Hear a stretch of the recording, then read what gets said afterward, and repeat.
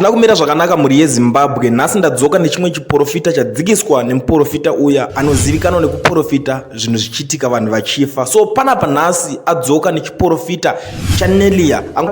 Anyora kuti God teach us to pray for people with no gain upon us, but for the kingdom. There is a young lady who is supposed to die in a head-on crash. I know we gather 1,000 prayers.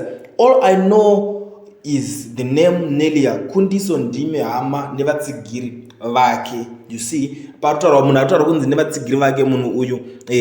She's a public figure. Takada kuchitarisa. So zita rabva zokudza zvekare akati I see a Nelia who must be prayerful, a heavy cloud chasing in. Takada kutarisa pamazuva apera aya pakafa imwe sister yaNelia akatombotaura akati ndakazviona ndobva atombobudisa futi achiti Nelia uya kwandiri titaurirana, handisi kuda mari yako asi ndiri kuda kungokunamatira chete kuti zvinhu zvisakuipiri. So panapa mhuri yeZimbabwe Nelia 1 anozivikanwa Zimbabwe yese kukura kunze kwaNelia akaimbwa namutukudzi achiti usaure moyo Nelia ndiye Nelia angari popular, asi iko zvino zviNelia anozivikanwa ane mbiri. Iye hanzvadzi yaThe late Genius Kadungure ndiye watinoziva Nelia. Ameno kana pane mumwe ari kutaurwa, asi isusu pakuongorora kwataita nyaya tichitarisa kubva pakatanga kuprofita muprofita uyu achitaura nezvaNelia uyu aingotaura Nelia 1.